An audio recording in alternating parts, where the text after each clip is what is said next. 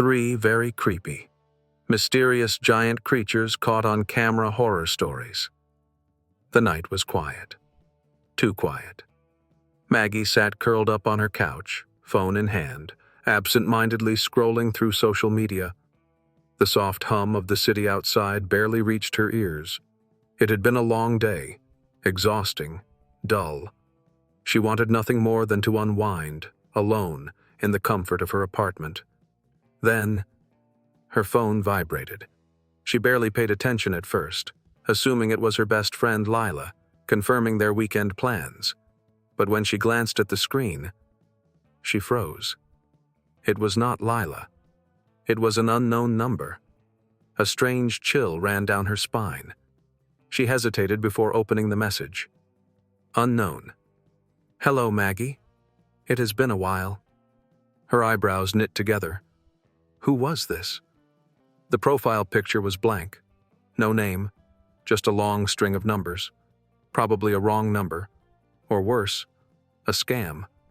Still, something about the message felt wrong. She typed a quick response. Maggie. Who is this? Her heart pounded as the 3 dots appeared, blinking. Typing.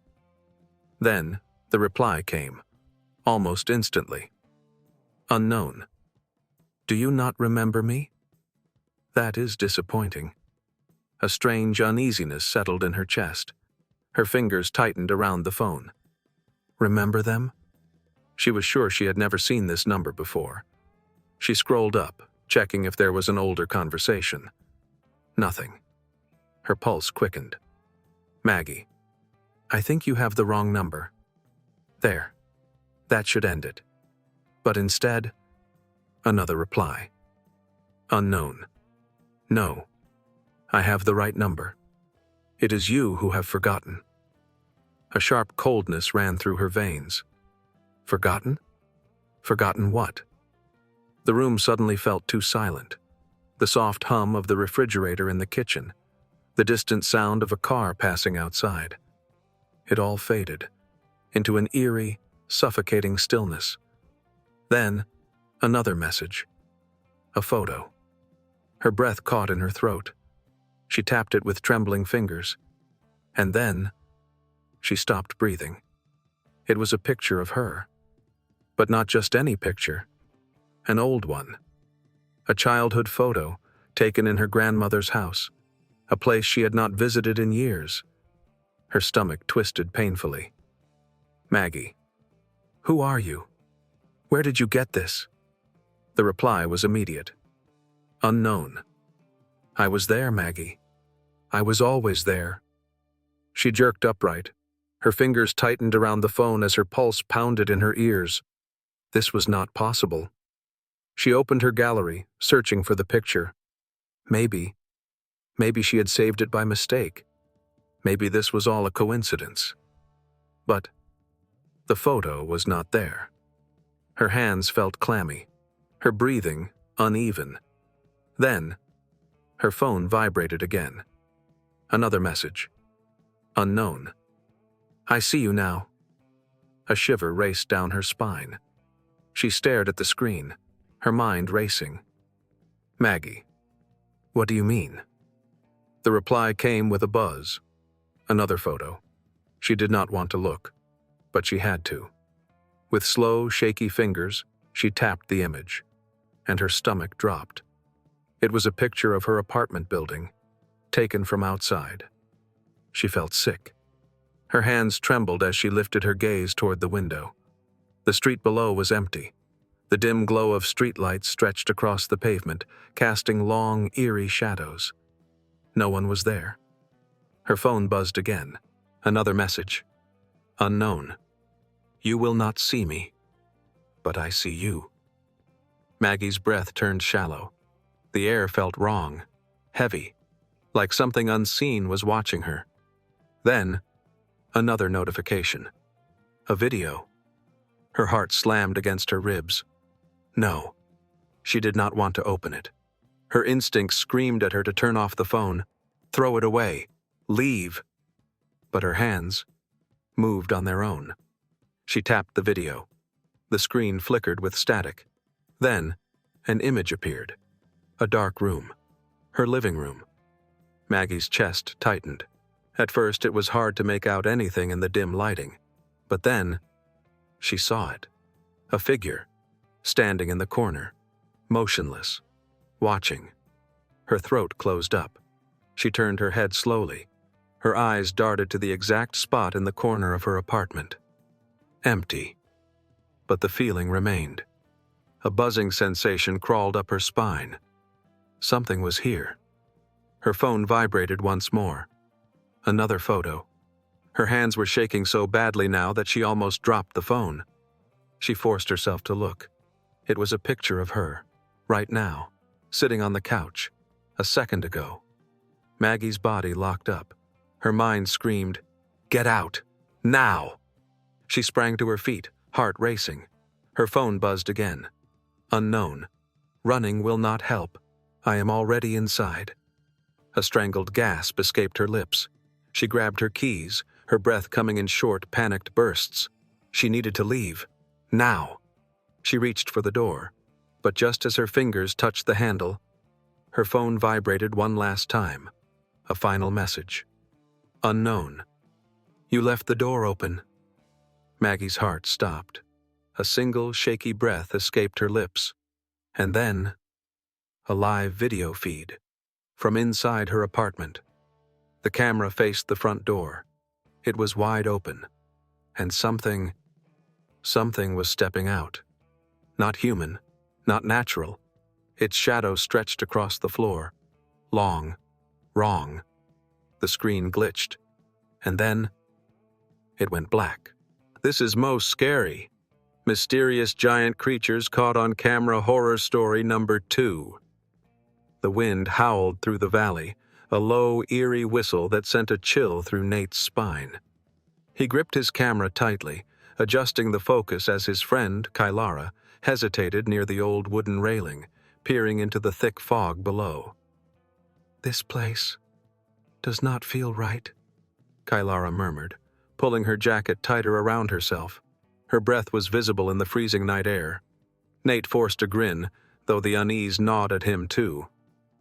"That is exactly why we are here," he said, trying to sound confident. "The internet loves places like this. A lost hiking trail, a ruined bridge, and a creepy local legend. This could be the one that finally goes viral." Kylara shot him a look, but said nothing. She turned back toward the remains of Black Ridge Bridge, what was left of it at least. Decades ago, a train had derailed, sending half the steel structure crashing into the valley below. Now, only rusted beams remained, stretching over the deep abyss, swallowed by the mist. But they were not here for the bridge.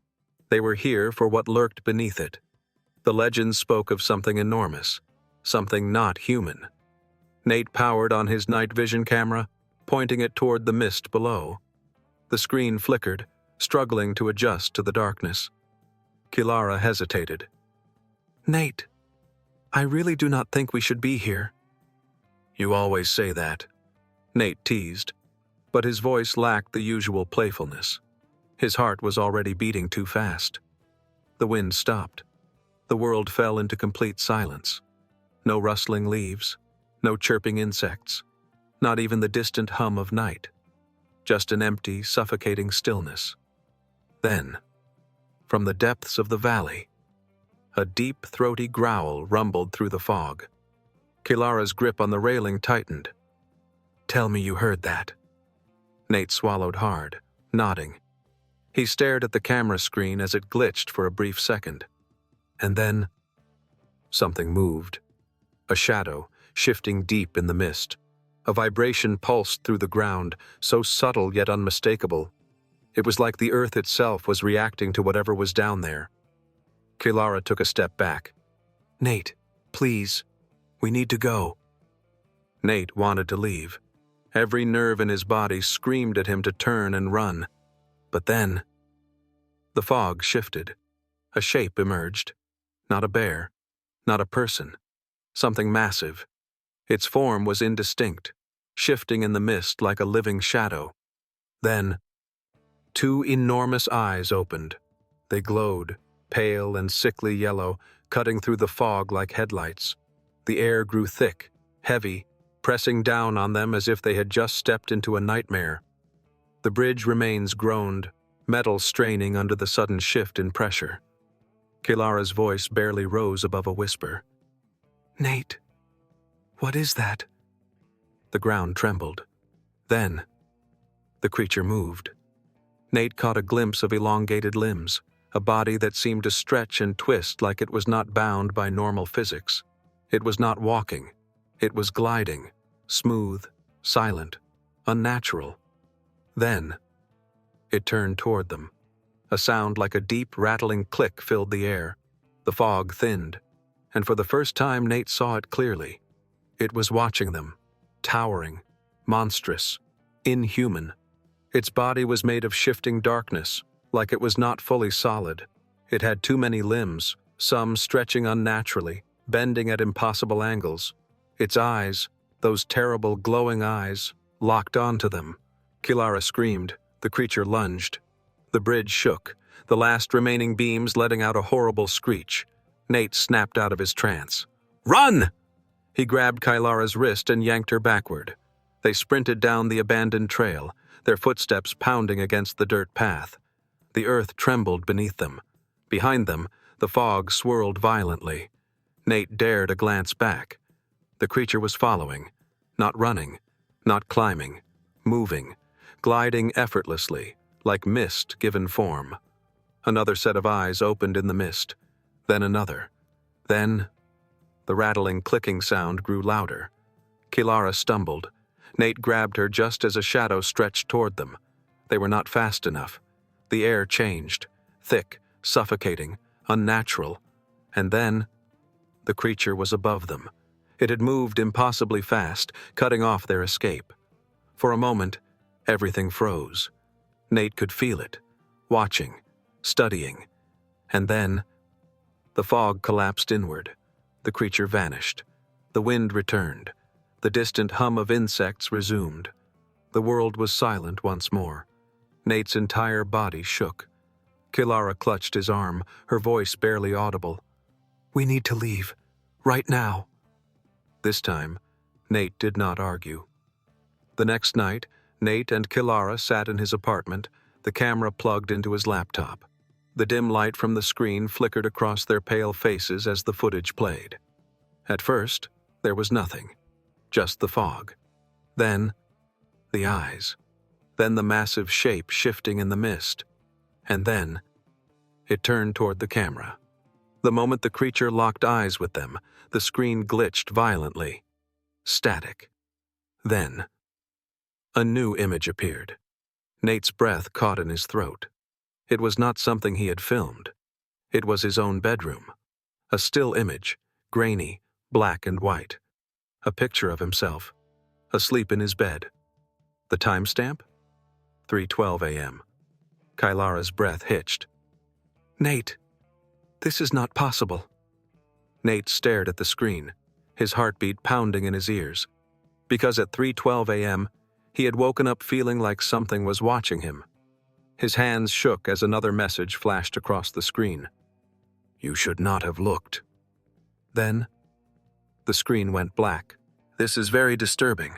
Mysterious giant creatures caught on camera horror story number 3. The night air was thick, heavy, unnatural. A deep silence clung to the trees, wrapping around Lucas like an invisible force. The moon barely illuminated the abandoned water treatment plant ahead, its rusted structures looming in the darkness like forgotten bones. Lucas tightened his grip on his camera. This place. It was infamous. People whispered about figures seen near the tanks, shadows that moved on their own, things that did not belong in this world. Beside him, Serena shifted uneasily. She hugged the thermal camera close to her chest, her eyes scanning the emptiness ahead. "Lucas, this place feels wrong." Her voice was barely a whisper, but in the stillness, it sounded too loud. Lucas forced a small smirk, but inside, he felt it too. The weight in the air, the pressure in his chest. "Come on, this is what we do." We investigate. We find the truth.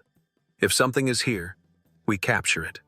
If not, we prove it is all just a myth. Serena swallowed hard but nodded. She lifted the thermal camera and pointed it toward the darkened structures. They stepped forward. Each footstep echoed, unnaturally loud in the silence. For the first 30 minutes, nothing. Just the endless humming emptiness. Then, the ground trembled. Not like an earthquake. Not like something natural. It was deep. A vibration that felt like it was coming from beneath them. Serena froze. "Lucas, did you feel that?" Lucas nodded slowly. He checked his camera settings, his fingers suddenly unsteady. Then, his motion detector beeped. A single sharp sound in the still night, warning them. Serena sucked in a sharp breath and lifted her thermal camera. She scanned the area, left, right, across the rusted pipes, up toward the water tanks. Then, she stopped breathing. "Lucas, something is moving." Lucas turned his camera, focused, and then he saw it. At first, it was just a shape, shifting in the shadows. Tall, unnatural, wrong. And then, it stepped forward. Lucas's stomach plummeted. It was at least 15 feet tall, its limbs too long, too thin, moving in a way that made no sense. Its body seemed to ripple, like it was not fully solid. And where its face should have been, there was nothing. A hollow void. Serena gripped Lucas's arm, her nails digging into his skin. "Lucas, it knows we are here." But it had no eyes. Yet somehow, it was watching. Then, it moved. Not like a person. Not like anything human. It twisted, its limbs bending at impossible angles, covering impossible distances in seconds. "Run!" Lucas shouted. They turned and bolted, their feet pounding against the pavement, breath coming in ragged gasps. Behind them, the ground trembled violently. Lucas glanced back. His heart nearly stopped. There was not just one. There were 3. Serena gasped. "They are everywhere." The creatures made no sound, but their presence was suffocating, pressing against the air like something not meant to exist. Lucas yanked Serena behind a collapsed staircase, his pulse hammering against his skull. They pressed themselves against the cold metal, their bodies rigid with terror. Then, the air shifted. The silence deepened, becoming something unnatural. Lucas slowly lifted his camera. Through the screen, he saw them. They were not standing anymore. They were crawling. Their limbs stretched unnaturally, their heads snapping in unnatural angles. One of them stopped inches away. Lucas's chest tightened. For a long, horrible moment, nothing moved. Then, a sound. Not a growl, not a screech.